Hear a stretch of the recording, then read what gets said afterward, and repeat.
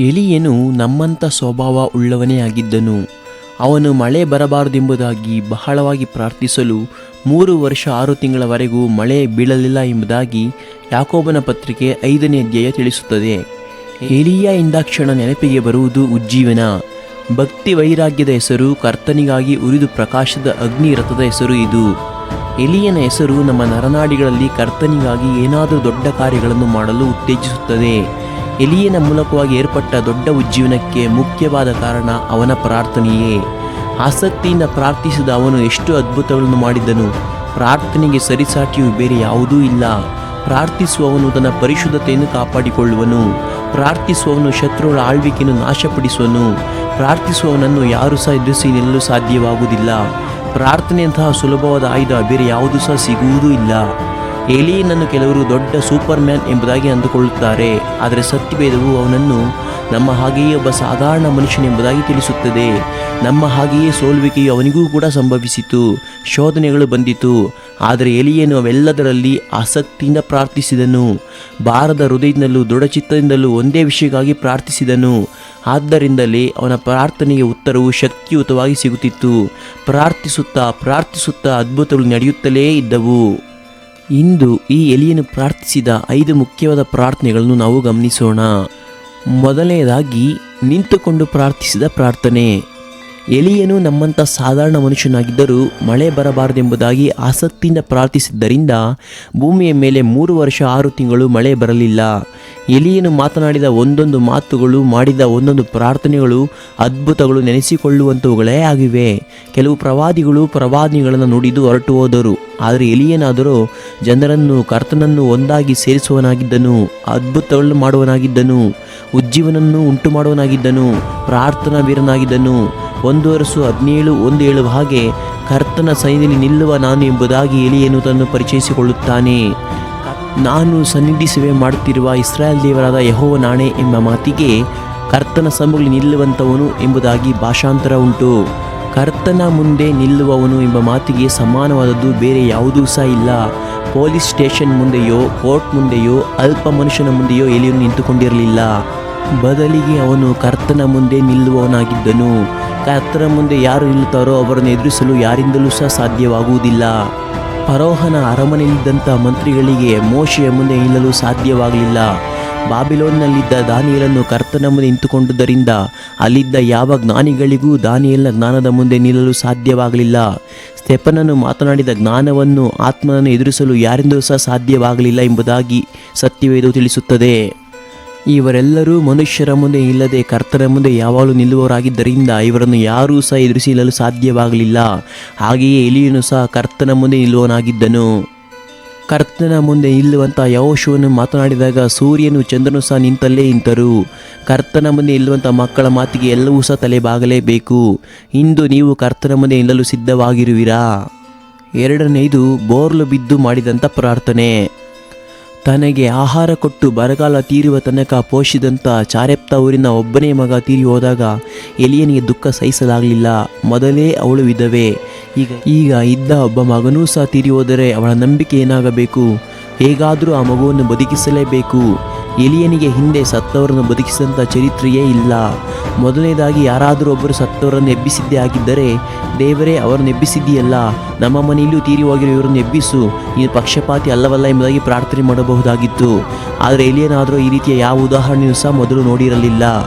ಎಲಿಯನು ಚಾರೆಪ್ತ ಊರಿನ ವಿಧವೆಯ ಮಗನ ಮೇಲೆ 3 ಸಾರಿ ಬೋರ್ಲ ಬಿದ್ದು, ದೇವರೇ, ಈ ಹುಡುಗನ ಆತ್ಮವು ತಿರುಗಿ ಇವನಲ್ಲಿ ಬರುವಂತೆ ಮಾಡು ಎಂಬುದಾಗಿ ಬಹಳವಾಗಿ ವಿಜ್ಞಾಪಿಸಿದೆಂಬುದಾಗಿ 1 ವರ್ಷ 17:21 ಓದಬಹುದು. ಕರ್ತನು ಎಲಿಯನ ಈ ಶಬ್ದವನ್ನು ಕೇಳಿದನು. ಹುಡುಗನ ಆತ್ಮ ತಿರುಗಿ ಅವನಲ್ಲಿ ಸೇರಿತು, ಅವನು ಬದುಕಿದನು. ನೀವು ಮಾಡುವ ಪ್ರಾರ್ಥನೆ ಸಹ ಅನೇಕರನ್ನು ಬದುಕಿಸಲು ಶಕ್ತಿಯುಳ್ಳದ್ದೇ ಆಗಿದೆ. ಸತ್ತವರು ಜೀವದಿಂದ ಎಬ್ಬಿಸಲ್ಪಡುವಂಥ ಯಾವ ಉದಾಹರಣೆಯನ್ನು ಎಲಿಯನು ಮೊದಲೇ ನೋಡದಿದ್ದರೂ ನಂಬಿಕೆಯಿಂದಲೇ ಪ್ರಾರ್ಥಿಸಿದನು. ನಾವು ನೋಡಿ ನಡೆಯದೆ ನಂಬಿ ನಡೆಯೋರಾಗಿದ್ದೇವೆ ಎಂಬುದಾಗಿ ಅಪೊಸ್ತಲ ಪೌಲನು ತಿಳಿಸುತ್ತಾನೆ. ನೀವು ನಿಮ್ಮ ಪ್ರಾರ್ಥನೆಯಲ್ಲಿ ಈ ರೀತಿ ನಂಬಲು ಸಿದ್ಧರಾಗಿರುವಿರಾ? 3, ಯಜ್ಞವೇದಿಯ ಬಳಿ ನಿಂತು ಪ್ರಾರ್ಥಿಸಿದ ಪ್ರಾರ್ಥನೆ. ಸಂಧ್ಯಾ ನೈವೇದ್ಯದ ಹೊತ್ತಿಗೆ ಪ್ರವಾದಿಯಾದ ಎಲಿಯನು ವೇದಿಯ ಹತ್ತಿರ ಬಂದು, ಅಬ್ರಾಮ, ಇಸಾಕ, ಇಸ್ರಾಯೇಲ್ಯರ ದೇವರೇ ಯೆಹೋವನೇ, ನೀನೊಬ್ಬನೇ ಇಸ್ರಾಯೇಲ್ ದೇವರಾಗಿರುತ್ತೆ ಎಂಬುದನ್ನು, ನಾನು ನಿನ್ನ ಸೇವಕನಾಗಿರುತ್ತೇನೆಂಬುದನ್ನು ಇದನ್ನೆಲ್ಲ ನಿನ್ನ ಅಪ್ಪಣೆಯ ಮೇರೆಗೆ ಮಾಡಿದೆನೆಂಬುದನ್ನು ಇವತ್ತು ತೋರಿಸಿಕೊಡು ಎಂಬುದಾಗಿ 1:18:36 ಬರೆದಿರೋ ಪ್ರಕಾರವಾಗಿ ಪ್ರಾರ್ಥಿಸಿದನು. ಎಲಿಯನು ಕರ್ತನ ಸಮಯಕ್ಕಾಗಿಯೂ ಸಂಧ್ಯಾ ನೈವೇದ್ಯವನ್ನು ಸಮರ್ಪಿಸುವುದಕ್ಕಾಗಿಯೂ ಕಾದುಕೊಂಡಿದ್ದನು. ಸಂಧ್ಯಾ ನೈವೇದ್ಯವನ್ನು ಸಮರ್ಪಿಸುವ ಸಮಯವು ಮಧ್ಯಾಹ್ನ 3 ಗಂಟೆ. ಆ ಸಮಯದಲ್ಲಿ ಯೇಸು ಕ್ರಿಸ್ತನು ಶಿಲುಬೆಯಲ್ಲಿ ತನ್ನ ಪ್ರಾಣವನ್ನು ಕೊಟ್ಟನು. ಎಲಿಯನು ಯಜ್ಞವೇದಿಯ ಬಳಿ ನಿಂತು ಪ್ರಾರ್ಥಿಸಿದ ಪ್ರಾರ್ಥನೆಯು ನಾವು ಶಿಲುಬೆಯ ಪಾದದಡಿಯಲ್ಲಿ ಕುಳಿತು ಆತನ ಪಾದವನ್ನು ಗಟ್ಟಿಯಾಗಿ ಹಿಡಿದು ಪ್ರಾರ್ಥಿಸುವ ಪ್ರಾರ್ಥನೆಗೆ ಸೂಚಕವಾಗಿದೆ. ಶಿಲುಬೆ ಯಜ್ಞದೊಂದಿಗೆ ನಿಮ್ಮನ್ನು ಜೀವಬಲಿಯಾಗಿ ಸಮರ್ಪಿಸಿಕೊಂಡು ಗೋಳಾಡಿ ಪ್ರಾರ್ಥಿಸುವ ಪ್ರಾರ್ಥನೆಗೆ ತಂದೆಯಾದ ದೇವರ ಹೃದಯವು ಮರುಗದೇ ಇರುತ್ತದೆಯೇ? ಸಂಧ್ಯಾ ನೈವೇದ್ಯದ ಸಮಯ ಬಂದಾಗ ಬಾಳನ ವಿಗ್ರಹದ ಆರಾಧನೆಗೆ ಕೊಡಲ್ಪಟ್ಟ ಸಮಯವು ಮುಗಿಯಿತು.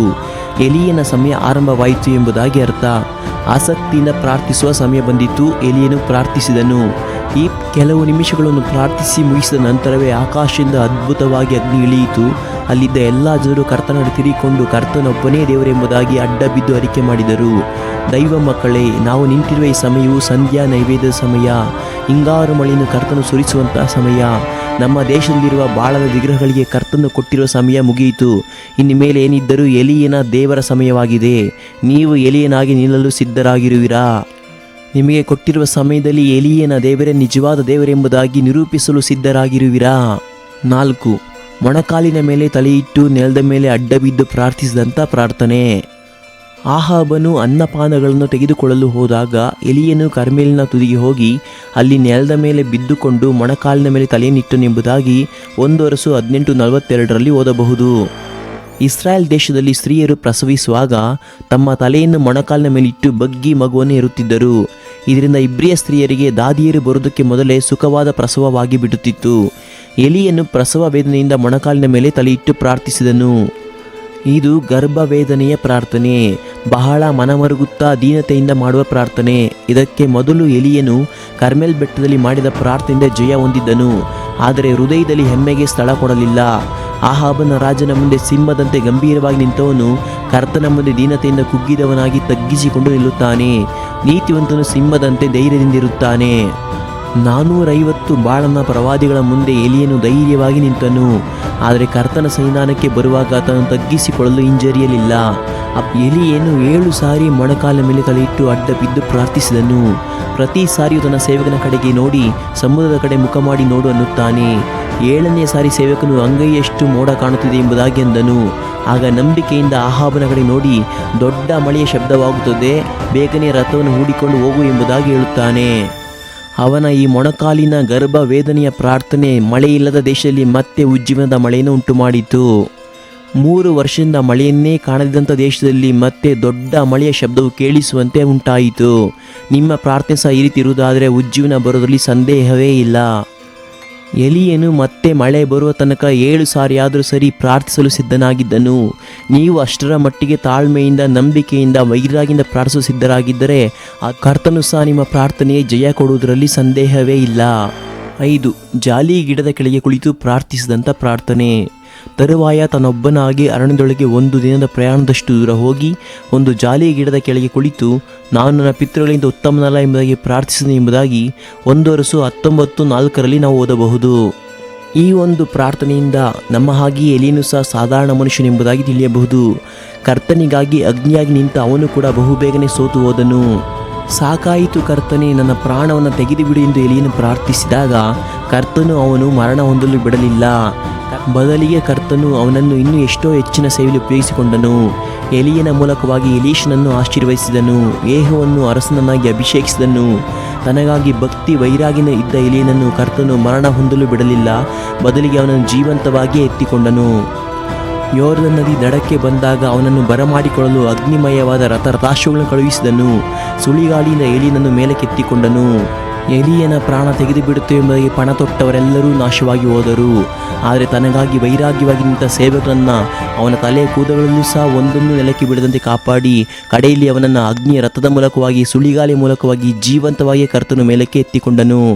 ಇದರ ಮೂಲಕವಾಗಿ ತನಗಾಗಿ ನಿಲ್ಲುವಂಥ ಮಕ್ಕಳಿಗೆ ಕರ್ತನು ಯಾವ ರೀತಿಯಲ್ಲಿ ಆಶ್ಚರ್ಯವಾಗಿದ್ದು ಕಾಪಾಡುತ್ತಾನೆ ಎಂಬುದಕ್ಕೆ ಇದೊಂದು ಸ್ಪಷ್ಟವಾದ ಉದಾಹರಣೆಯಾಗಿದೆ.